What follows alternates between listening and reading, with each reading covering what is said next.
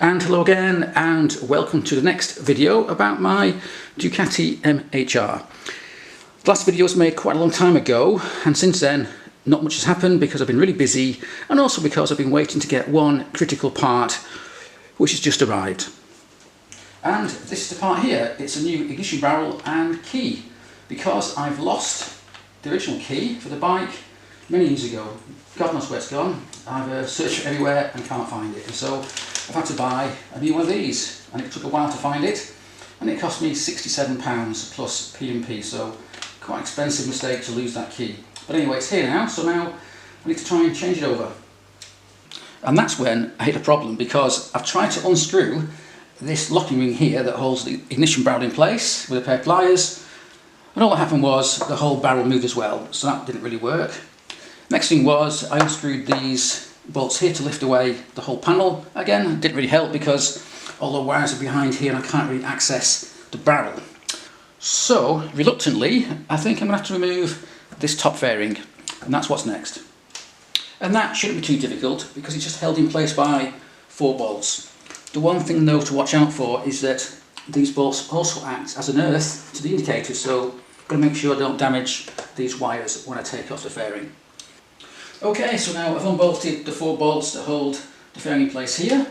I've hopefully got all the wiring unplugged at the back, and now I've just got one more bolt to go, which is this one here, which bolts this cross piece here, which holds the back of the fairing in place against the top yoke. And now I'm just going to undo this now, and hopefully I'll hold it so it doesn't fall off.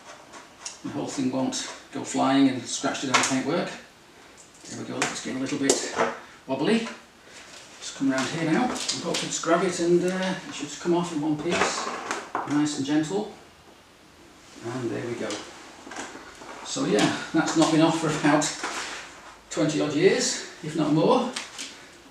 Do a good clean, I think, inside, so we'll move that out of the way, put it somewhere nice and safe so it can't get damaged, and so with the fairing off, I can see things aren't quite as simple as I imagined, because once I've taken these bolts out here, I want to get at the back of this thing, and what I forgot was there's a plastic cover at the back here held in place by, let me see, 2 or 3 small bolts, and the ignition barrel sits inside that cover.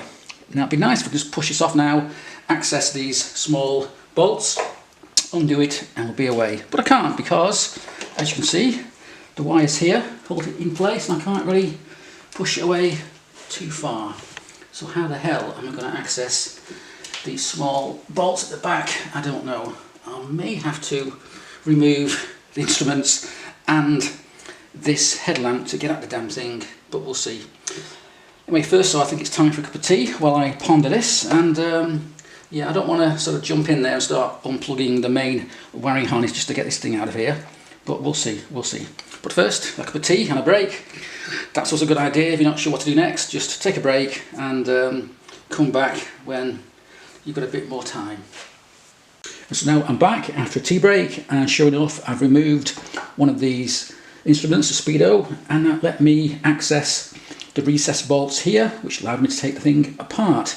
And there's the barrel there, and I must say I'm a bit surprised, in fact disappointed, because this barrel looks nothing like the one I've just bought, because this original barrel has 4 wires going into it, 1, 2, 3, 4 there, whereas this one only has 3, which is a bit disappointing. So God knows why that is. This is supposed to be a replacement, a direct replacement for this particular bike, but clearly not. But yeah, before I jump in now and start pulling these apart, I'm going to stop and go and check the old manual that I've got. And so I've had to go back and refer to the official manual, the workshop manual for the SS and the MHR. And to be honest, it's not a very good manual, it's very poor quality. And it's actually a photocopy that I got from the importers in the UK many years ago. And what we have here is the wiring diagram for the MHR, and next to it we've got the wiring diagram for the standard SS, and believe you me, it's not easy to work out what's going on because it's so small, and I just find it very difficult to read. I can't even make out sometimes the colours that these things are supposed to be because the writing's so small and so poorly duplicated. But nevertheless, what I have to do is go through the wiring very carefully and check with some power to see what each particular wire does. The joys of Italian electrics. And so now back at the bike, I still can't get this damn ignition barrel off. It just turns, it won't come off at all, and I think I've managed to scratch the paintwork on this outer cover in the meantime. So that's no good. And so I've resorted to try and pull out all the wires. I made a note of where they all go. I'm going to pull them all out and hopefully get this damn thing off, and then I can attack this thing easily, and then hopefully repaint this cover and put it all back together again. But as always, these wires don't want to come out. They're quite stiff. Been on here for a long time, about 30 odd years. And I don't want to break the light bulbs at the same time, because they are quite expensive to get hold of and difficult to find. So it's really tricky. It's so frustrating. Something that should be so easy isn't so easy after all. So yeah, yeah, it's just a bloody nightmare really. Try to waggle things off without damaging the lamps themselves. It's not having it. Oh, there you go, there's one off.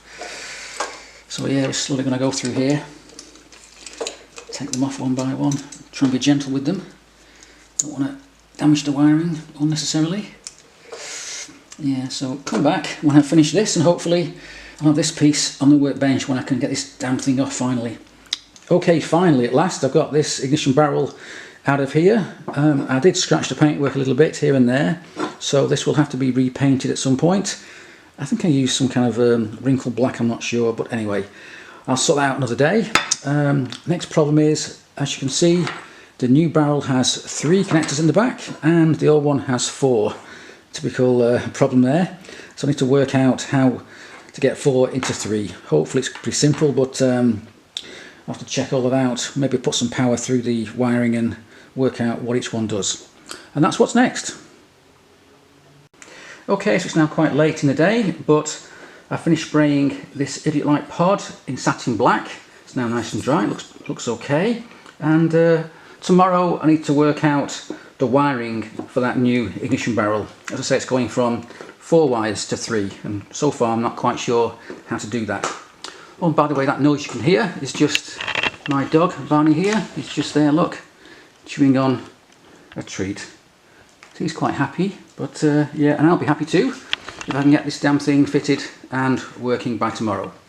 And now here we are the next morning, and this paint is now hardened off, so I can push in these idiot lights back into place, and they just push in there and click into place. Pretty easy. Let's have a look. The neutral light is going to be here, so it just clicks in there like that, and where we left and right for the indicator blocks, so they can go in there and hopefully just push in. There we go. And right, where are we? There it is. Make sure I get them the right way around. And there we are, except of course for one more, which is this one here, which is for the lights, and I've not put it in because this one here doesn't work. It's got an open circuit, so therefore it's actually broken. Now it's pretty easy just to pop them out and put them back in again, and so you think no problem, I'll just order a new one of these and we'll be away. Except it seems you can't buy these, they're like hen's teeth. I've checked on the internet, all the usual places, all the Ducati specialists, and nobody has one. So what to do? Now I guess you just pop it in and just ignore the fact it doesn't work, but for an MOT this thing's going to have to work. So yeah, I'm kind of stuck really.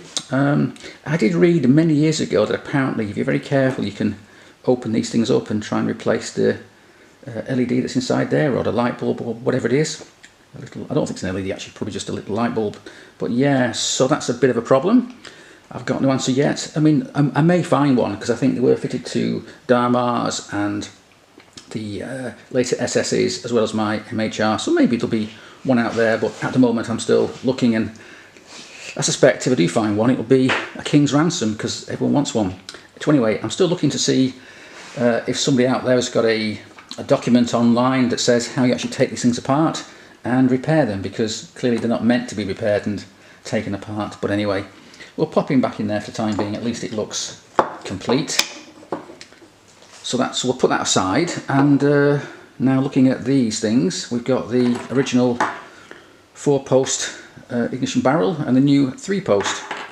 And sure enough, I've done some more investigating on Google and so on, and I found out that this is indeed a 3-position ignition barrel. It's got off, on and parking lights, and obviously that's why you've got 4 wires going in there.